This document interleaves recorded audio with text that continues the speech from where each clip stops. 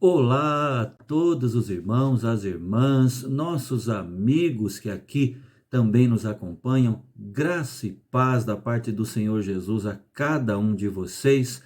Como vocês estão? Espero que estejam bem, estejam focados em Deus, esperando nele. Neste mundo de tanta incerteza, de tanta insegurança, estejam seguros nas mãos do nosso Deus. Com muita alegria, estamos iniciando a semana com as nossas devocionais baseadas aqui no livro de Neemias, não é? A nossa série Reconstruir. Como é que Deus levantou e utilizou a vida deste homem, a vida de uma pessoa só, hein? Para mudar a vida de tantas outras, e ele continua fazendo isso. Queira ele, queira Deus, utilizar as nossas vidas para mudar a vida de tantas outras pessoas. Logo de início hoje, ainda antes da nossa pergunta inicial, hein? Eu tenho alguns avisos importantes sobre atividades da nossa igreja que eu gostaria de colocar aqui. E você que não pertence à nossa igreja ainda, fica aqui o convite para estar fazendo parte das nossas atividades também. Nesta sexta-feira, dia 2, nós teremos o estudo com os homens, baseado num livro muito interessante, Mentiras em que os Homens Acreditam e a Verdade que os Liberta. Então, todos os homens que têm já nos acompanhado e também aqueles que querem agora se unir a nós, é tempo, ainda é possível, não há problema algum de entrarem agora, né, nesse circuito, vamos dizer assim. Então, na próxima sexta-feira, pelo Google Meet, nós disponibilizamos o link até sexta-feira. Então, junte-se a nós, Estudo dos Homens, na próxima sexta, às 20 horas. Neste sábado, irmãos, dia 3, às 19 horas, aí sim, presencialmente, nós vamos ter o encontro da nossa UMP, União de Mocidade Presbiteriana da Igreja Betel. É a retomada das atividades da UMP depois desse período todo de pandemia, não é?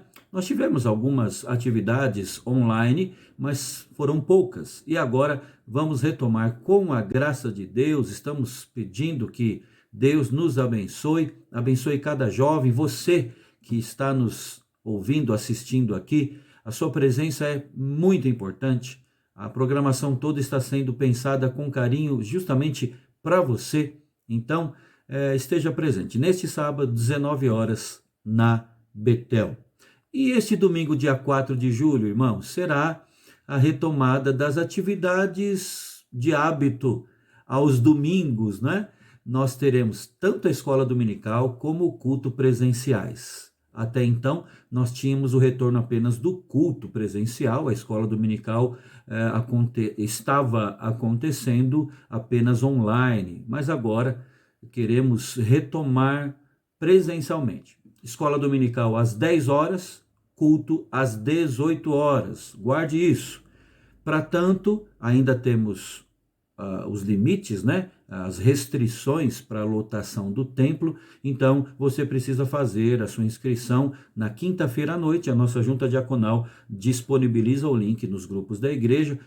Mais informações, entre em contato com alguém da Betel, com algum diácono da Betel, e você pode escolher participar tanto da EBD como do culto. Coloque lá, né? No mesmo link você tem essas duas opções, ou um ou outro, e aí estaremos juntos. Como eu falei neste último domingo, eu torno a repetir aqui, você não fique mais de um domingo ausente das atividades dominicais da nossa igreja. Ficar mais de um domingo nesse tempo de restrição você se expõe a algo perigoso, arriscado, espiritualmente falando. Então, de novo, não fique mais de uma semana ausente. Procure estar presente. Pode ser que você não seja cadastrado por conta deste número restrito, mas busque não ficar mais de uma semana ausente, ok? A pergunta inicial de hoje, irmão e irmã, é a seguinte: você já teve um período de despertamento espiritual na sua vida? Sim ou não? E você acha isso necessário ou nunca pensou sobre isso? Pare e pense. Isso diz muito a respeito do seu relacionamento com Deus. Pois bem, vamos, irmãos, cantar um cântico, depois orar e em seguida ler no livro de Neemias. Hoje nós vamos introduzir o estudo do capítulo 9 do livro de Neemias. Vamos cantar Coração Igual ao Teu.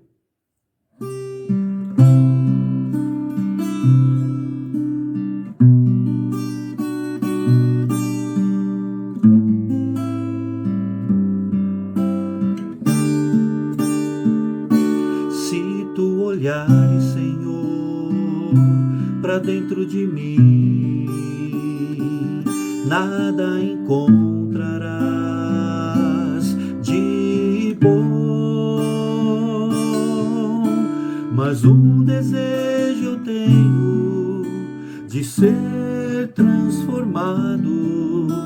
Desejo tanto do teu perdão, dá-me um novo coração.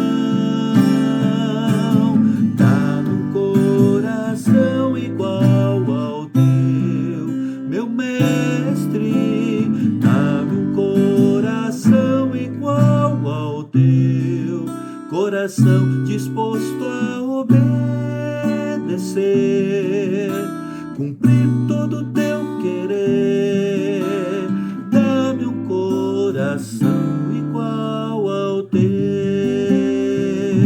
Se tu olhares, Senhor, para dentro de mim, nada encontrarás de bom. Mas um desejo eu tenho de ser transformado. Preciso tanto do teu perdão, dá-me um novo coração.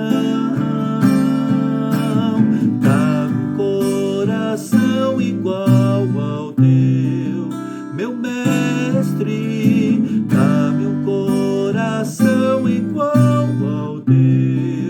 Coração disposto a obedecer, cumprir todo o teu querer. Dá-me um coração igual ao teu.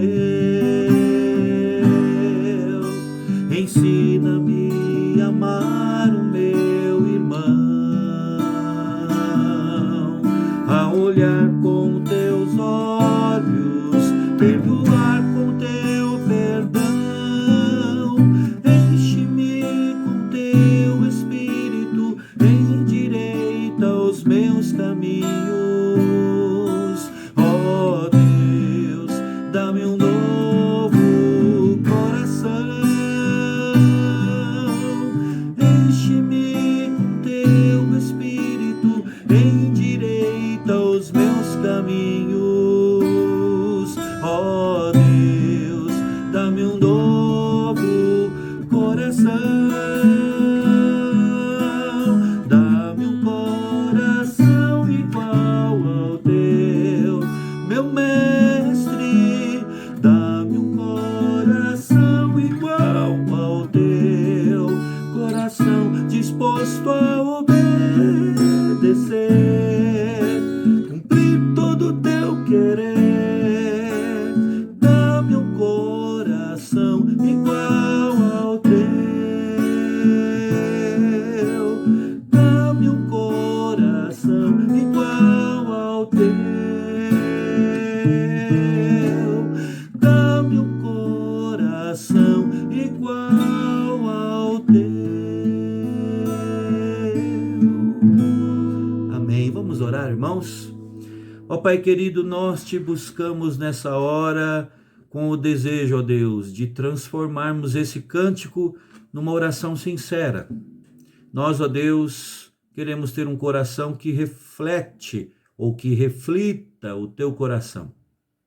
Queremos, ó Deus, ter um coração disposto a obedecer ao Senhor.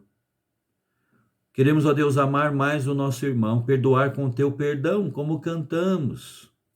Não nos deixe, ó Deus, mentir enquanto cantamos. Precisamos, ó Deus, ter mais o coração voltado para o Senhor. Desperte-nos para isso.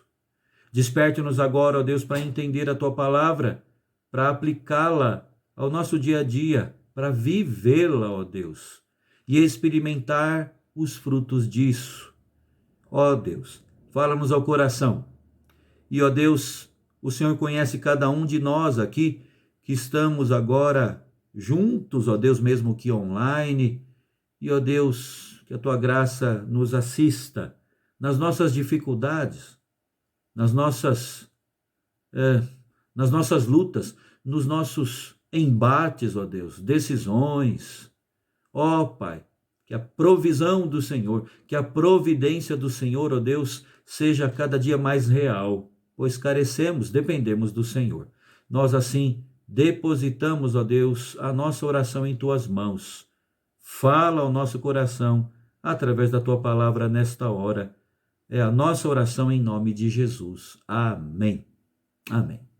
Irmão e irmã, vamos então agora abrir as nossas Bíblias, livro de Neemias, como eu já adiantei, no capítulo 9, e nós vamos ler apenas os 3 primeiros versículos.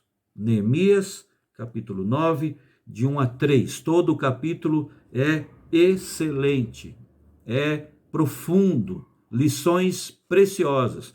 E nós vamos depois continuar. Hoje vamos apenas introduzir o estudo deste capítulo. Neemias 9, de 1 a 3.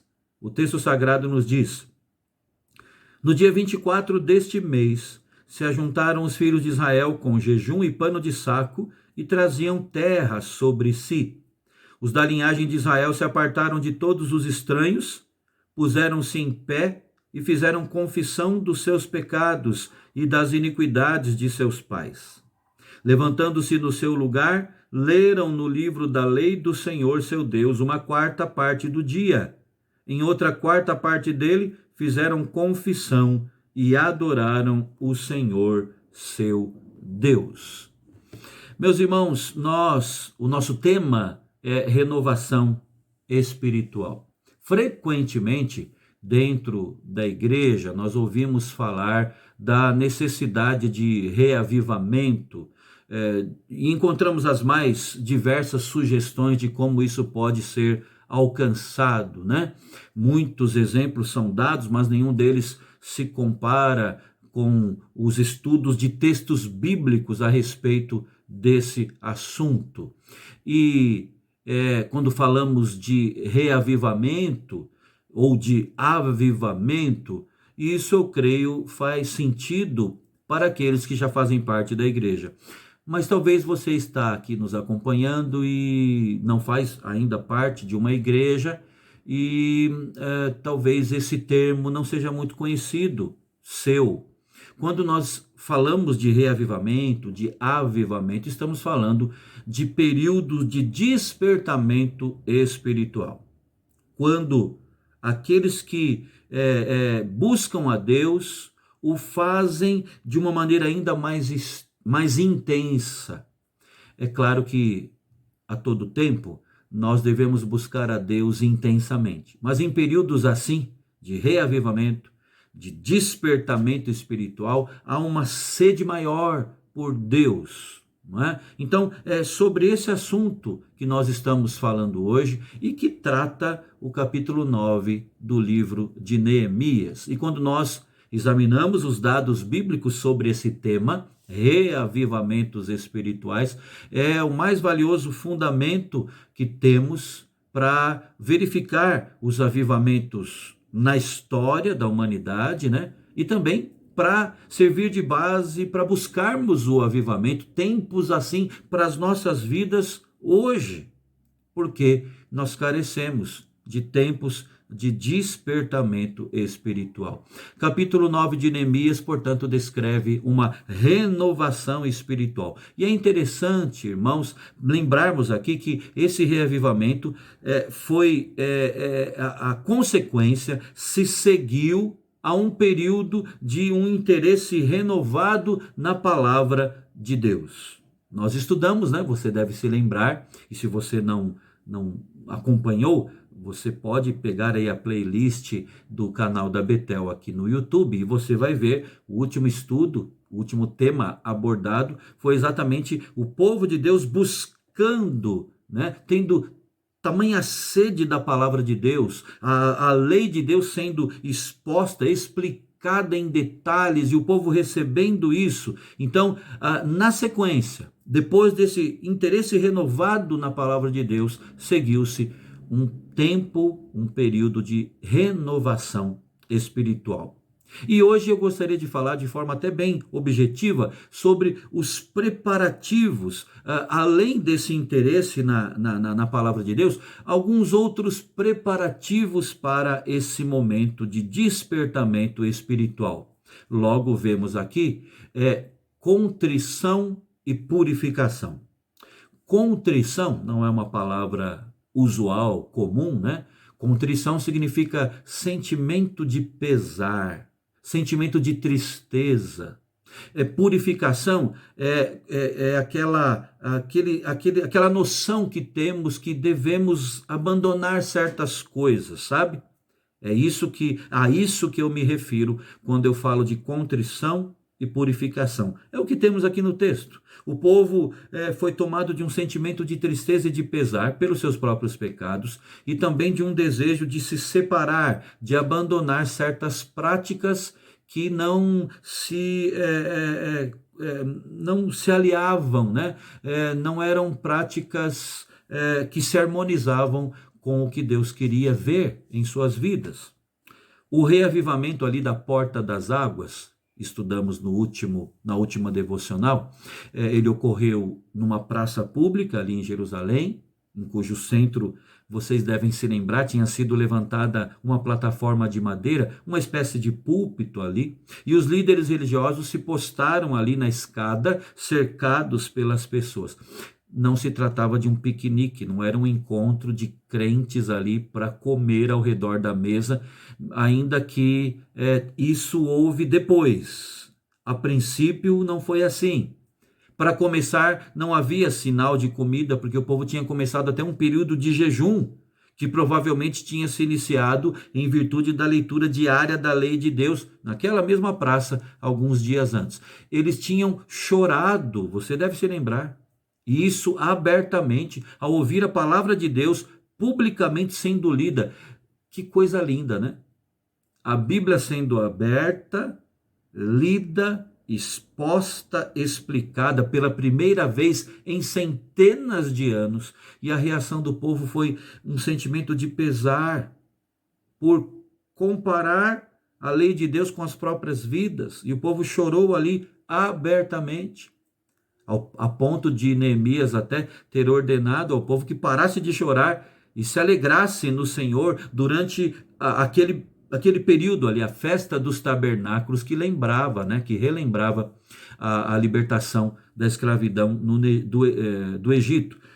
Isso está no capítulo 8, verso 9. Pois bem, mas e agora? Agora que a festividade acabou, eles pararam de restringir a sua tristeza, é o que mostra o capítulo 9. E eles iniciaram, irmãos, um jejum como um sinal de arrependimento pelos seus pecados.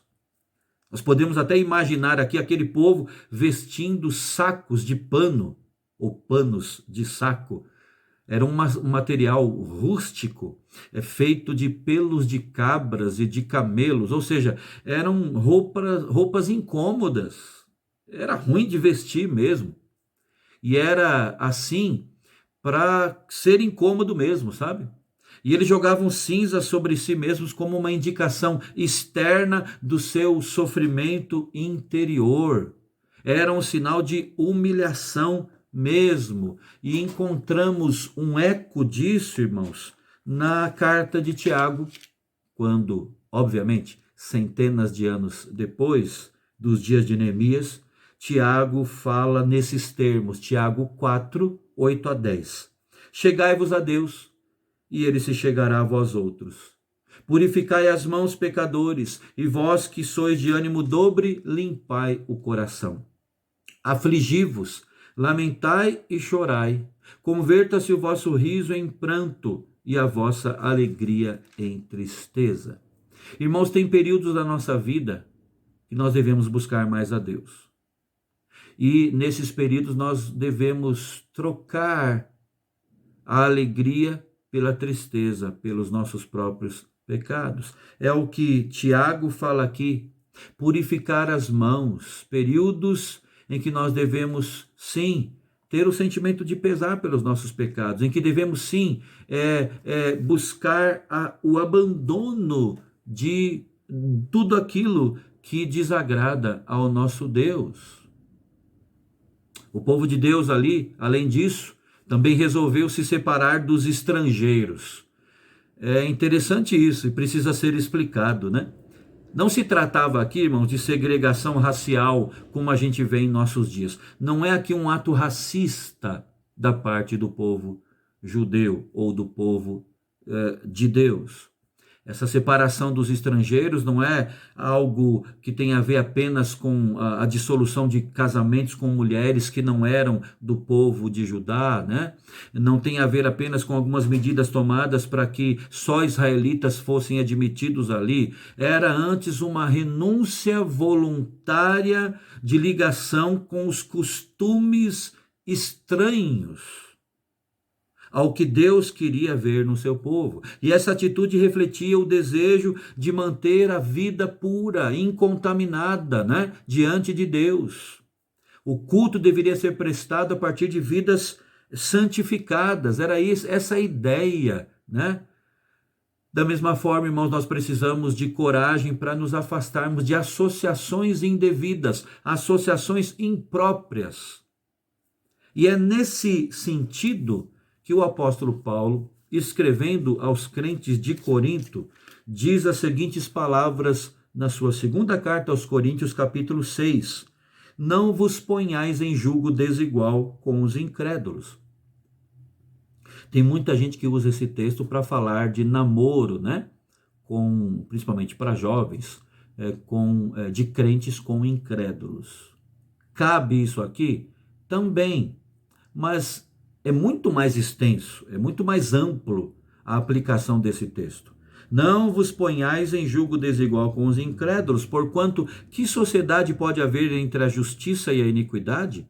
Ou que comunhão da luz com as trevas? Que harmonia entre Cristo e o maligno? Ou que união do crente com o incrédulo? Que ligação há entre o santuário de Deus e os ídolos? Porque nós somos santuário do Deus vivente, como ele próprio disse: habitarei e andarei entre eles, serei o seu Deus, eles serão o meu povo. Por isso, retirai-vos do meio deles, separai-vos, diz o Senhor, não toqueis em coisas impuras, e eu vos receberei, serei vosso pai, e vós sereis para mim filhos e filhas, diz o Senhor Todo-Poderoso. Então, o que temos aqui, irmãos, é uma palavra contra a associação indevida, associação daquele que crê em Deus com costumes estranhos à lei de Deus, à vontade de Deus. Isso serve de preparação para períodos de renovação espiritual. Termino a minha palavra hoje perguntando a você. Nós no começo perguntamos, né? Isso, você já teve na sua vida períodos de renovação espiritual? Ou nunca se importou com isso, nem pensou sobre isso? Isso diz muito a respeito do seu relacionamento com Deus. E a questão é essa: você precisa, todos nós, de momentos de renovação espiritual. E como preparativo para isso, nós precisamos buscar mais a Deus, tendo contrição, buscando a purificação dos nossos pecados e tendo essa noção de que nós não devemos nos associar indevidamente com práticas indevidas, tendo associações com costumes, hábitos estranhos a quem serve e busca a Deus. Analise a sua vida, eu vou analisar a minha. Há na sua vida associações estranhas, associações com hábitos, com práticas que não convém àquele que está inserido no povo de Deus. condenados esses hábitos ou essas associações condenadas diante do que Paulo expõe aqui na segunda carta aos Coríntios, ao dizer: não vos ponhais em julgo desigual com os incrédulos. Que sociedade, que harmonia há, que união há do crente com o incrédulo. Que ligação entre o santuário de Deus e os ídolos. Pense nisso como preparativo para tempos de renovação espiritual na sua vida. Que Deus assim te abençoe. E eu convido agora você a buscar a Deus em oração com a sua família aí. Um forte abraço.